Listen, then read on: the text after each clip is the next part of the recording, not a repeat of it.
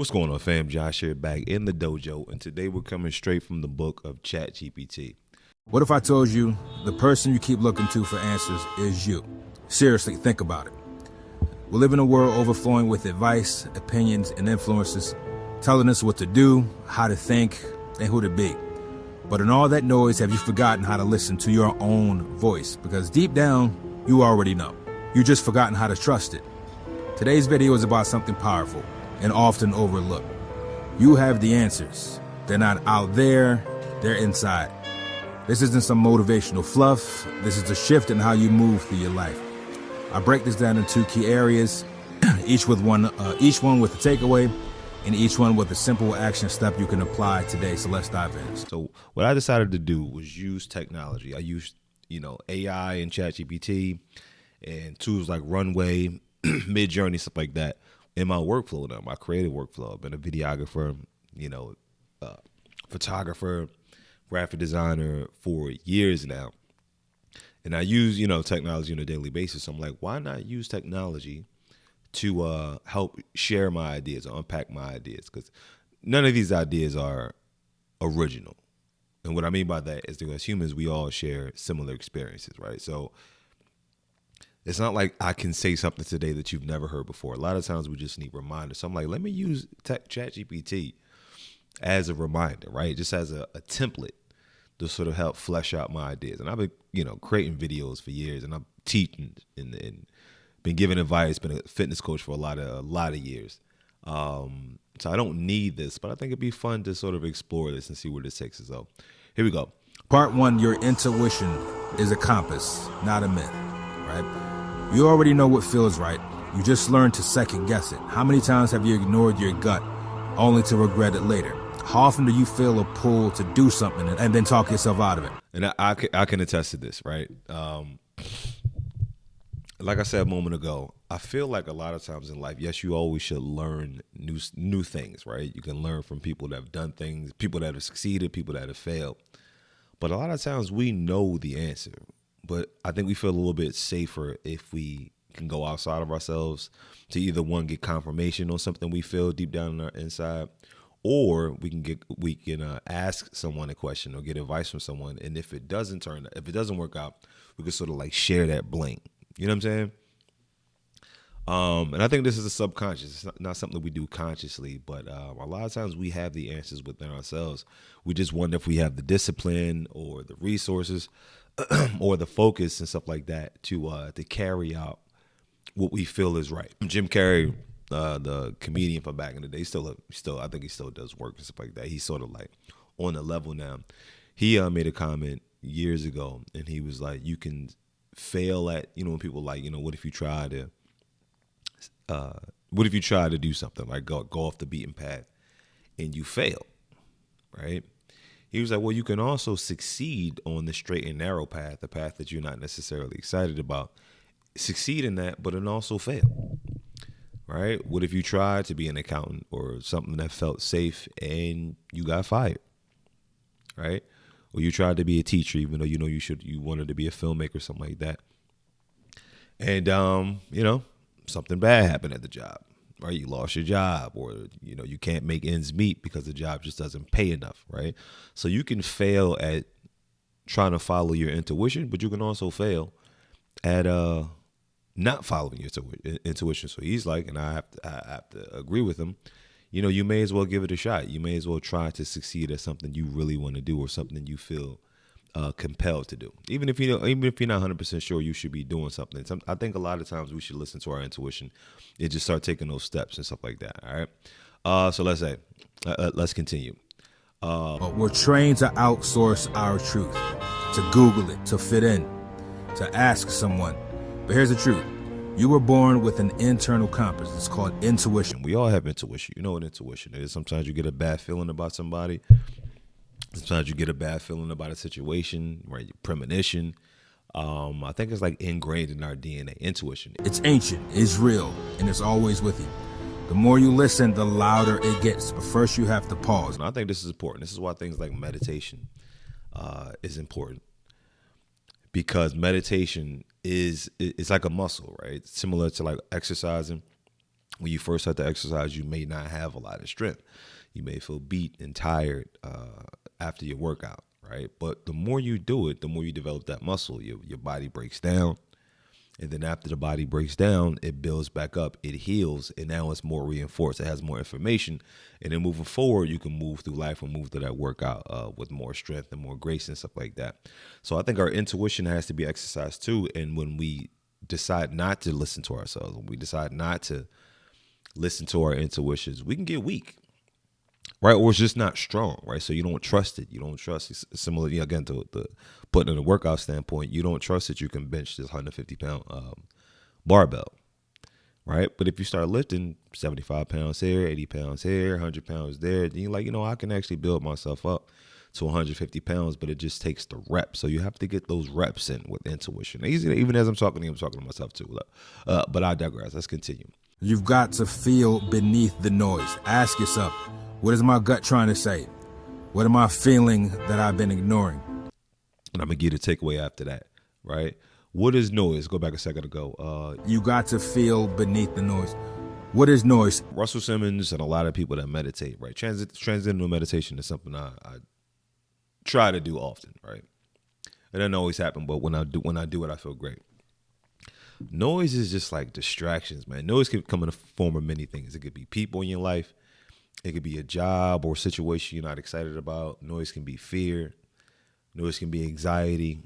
Noise can be bad habits that you have, whether it's like lust, whether it's, not dialing into your spirituality. Noise comes in many forms.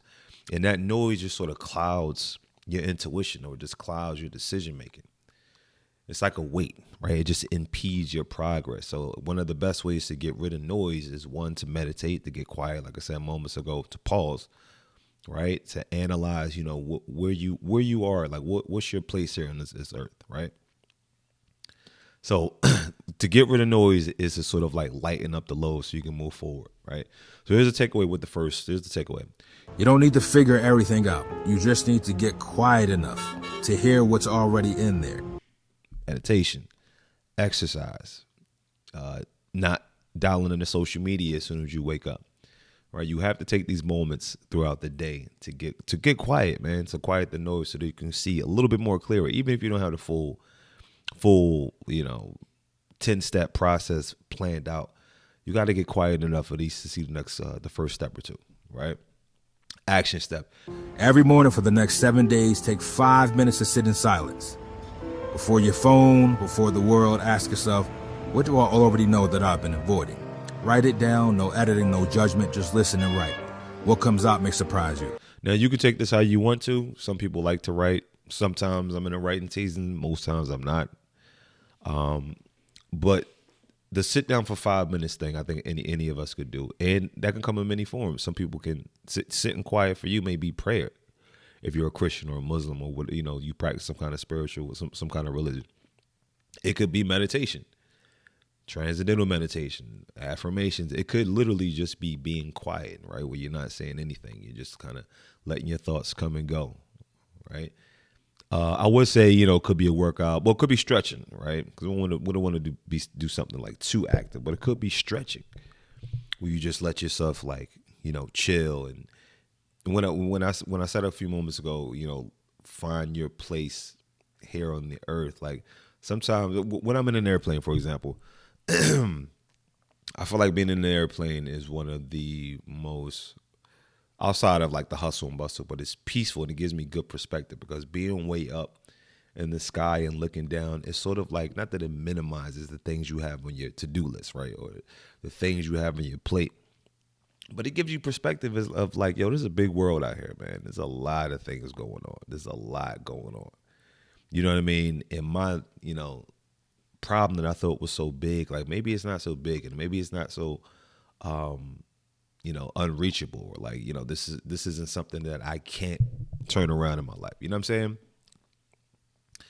So, go ahead and take your time, take your 5 minutes, take your 10 minutes, something like that to help give yourself that perspective. You may not be able to be on a plane every day to get that perspective, but take the time on a regular basis to give yourself perspective and not to sound cliche, but like be grateful for what you have in your life and who you are in your life and how far you've come. Right? I think that goes a long way. Part 2. Self-trust is a muscle, not a trait. Going back to what we said a little while ago. Listening to yourself only works when you act on what you hear. It's a muscle. And I think it works either way. If you have intuition, right? If you tap into your intuition, same thing, with a workout. If you work out, even though it may be a struggle at first, you build that muscle. But every time you decide not to work out, you're actually reinforcing that. I guess you can call it a negative habit or less than productive habit. You're reinforcing that too. You know what I'm saying? So I think what you want to do, not that I think, but you have to take some sort of action to build your belief that you can take action, right? That you're not a weakling, right? So listening to yourself only works when you act on what you hear. This is where most people get stuck. They feel the truth. They don't move on it. Why? Because it's uncomfortable. It's scary. It might disappoint someone. But you know what's worse than discomfort? Living a life that doesn't feel like yours. Right? And I'm pretty sure you've heard the term, you have to be comfortable being uncomfortable, or in order to succeed, you have to get comfortable being uncomfortable. I think that is just one of the truths of life. Life, man, is just like at some point, even if you love what you do, right? Even if you could completely sold out, head over heels in love with what you do, there's going to be certain parts of it that you're not 100% excited to do. You take an NBA player, right? As great as that life probably is, it may seem outside looking in, I'm pretty sure there's things that they don't feel like doing. Maybe it's a practice. Maybe it's, talking to the media. Maybe it's talking to the media after a bad game. There's a lot of things in every industry. And as much as, even if you love it, that you're not going to want to do, but you have to, I guess, build the muscle of being comfortable being uncomfortable. And that can only strengthen your resolve and stuff like that, right? Every time you trust your voice, you strengthen it. You build a reputation with yourself. You become the kind of person who follows through on what feels true. That's how confidence is built. The takeaway: you don't need confidence to act. You gain confidence by acting on what is right for you. So you don't have to start out being strong. You just have to exercise whatever muscle to become stronger. I'll read that again. You don't need confidence to act. You need confidence. You gain confidence by acting on what's right for you. Here's the action step. Think of one small decision you've been avoiding. Just one. And we all have at least one of those. Now ask, if I fully trusted myself, what would I do next? Do that today. Send the email, set the boundary, sign up, quit, speak up. Start small, but start now. Simple stuff. And then going back to what I said at the beginning, these aren't things you have not heard before, but a lot of times we just need reminders as human beings. Things just part of the human condition. As simple as we are, as complex as we can be, with all the moving parts and all the layers and nuances of life, we are simple creatures too. A lot of times we just need a reminder, right? A review, right? So find something that you can do, whether it's create that YouTube video, whether it's write a script, whether it's, sign up for a subscription, call that person, whatever it may be. Start with something small, an actionable step. This is like your first workout, right? This may even not be your first workout. This may just be like you ordering the dumbbells from Amazon, right? Metaphorically. But just do something today, right, to help you start to build that muscle. Closing thoughts? You don't need another guru. Obviously, I'm not a guru. I know you don't need another guru. You don't need another checklist. Another person's voice in your head. You just need to remember. You've had the answers all along. If someone life feels loud, confusing, or overwhelming, come back to this truth. You already know. You just have to listen, trust your voice, build your life. If you enjoyed this, if you found some value in this video, go ahead and like it, subscribe it, share it with someone that you think could use similar advice or similar reminders. And as always, ABC, always be creating, and I'll see you in the next video. Peace.